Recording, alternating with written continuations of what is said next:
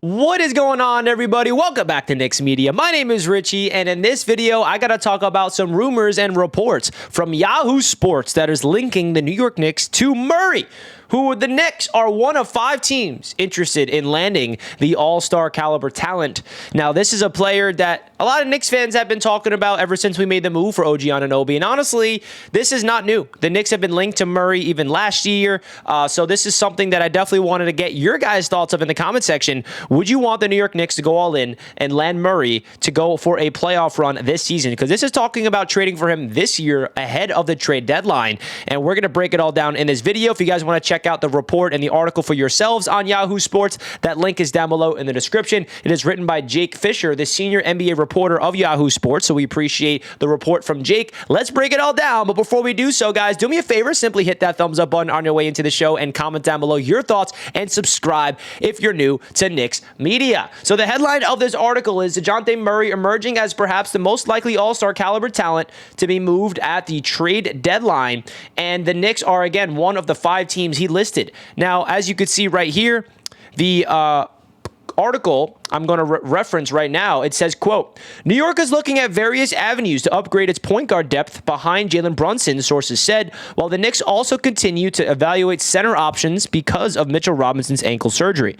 Although with Murray in favor of a fresh start, according to sources with knowledge of the situation, it seems questionable that adding the former All-Star to pair with another ball-dominant led guard like Brunson would have much different results than Murray's partnership with Trae Young. Of note, when Atlanta and New York discussed the 2022 trade that brought Cam Reddish to the Knicks, the Hawks valued Quentin Grimes during those talks, source said. So there's a lot to unpack in what Fisher had to say here. And again, this is not guaranteed that the Knicks are going to trade for Murray, but it definitely puts their name in the hat of a potential landing spot because the NBA always has a lot of big-time trades happening every single year heading into the trade deadline, and that's right around the corner. It's a month away. So and we all felt like when the OG Anunoby trade happened, that was the first of another bigger move. And if this is the bigger move, let's talk about it. Now, they did say something interesting in this article, whereas would Murray be a good fit with Jalen Brunson? Because I feel like Murray is a guy that would want to be the face of a team. He wants the ball in his hands, and let's be honest with ourselves. The Hawks are not good.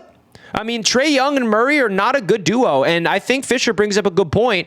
Would he fit in properly with Jalen Brunson? Because Jalen Brunson has been doing a phenomenal job as being the ball-dominant guard for the New York Knicks, and if Murray comes out there, is it going to be that same dynamic issue and friction of, like, I want the ball? Like, right now, there's a lot of continuity, a lot of unselfishness that the Knicks are playing right now, and a lot of high chemistry. The last thing I want is to bring in a guy like Murray who is going to impact that, but that's not to take anything away from the talent that Murray is. He is a very good player. He's also really good on the defensive end of the floor as well. So I'm for Murray, but there is some questions that maybe I'm not as all in as I might have thought. Now, he also brings up that the Hawks have valued Quentin Grimes in previous trade discussions. So that does sound like if we did land a guy like Murray, we might have to sacrifice Quentin Grimes and draft picks, which would take a big hit on the Knicks bench. So hypothetically speaking, if the Knicks do trade Quentin Grimes, Fournier, and a couple draft picks for Murray, then that brings Dante DiVincenzo back to the bench to replace Grimes, and then Murray plugs in at the starting spot next to Brunson. Now, a starting 5 of a Jalen Brunson, a Murray, OG, Randall, and Hartenstein for now, is that going to get the job done? Or do you guys kind of like what we got right now? Because I'm going to be honest with you, I might be getting a little ahead of myself. I might be drunk off the 5-game winning streak.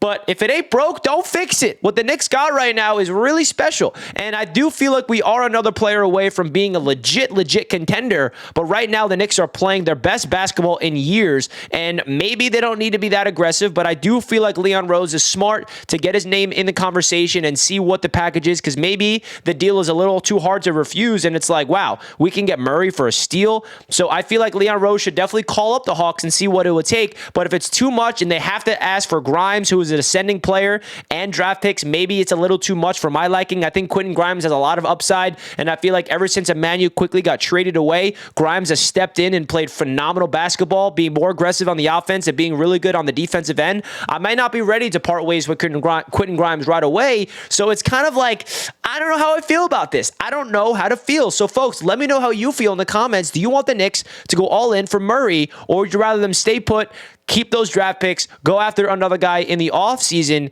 and just run it out with the guys that we have right now? The last part about this article I definitely want to mention is that the Knicks are definitely looking for, other center options because of Mitchell Robinson's ankle surgery, and that's kind of counter what we heard yesterday that I already made a video on this morning, that Mitchell Robinson could be making a return this year. So if Mitchell Robinson is returning, I think it'll be hard to believe that the Knicks are going to add another center behind Isaiah Hartenstein if they feel like Robinson is returning. So a lot of different things to unpack here. If you guys want to check out the full article, again, that's down below in the description. Don't forget to let me know your thoughts in the comment section and hit the thumbs up button. Let's go Knicks. We'll catch you guys later, and let's get the dub against Dallas tonight, baby. Let's go. Peace.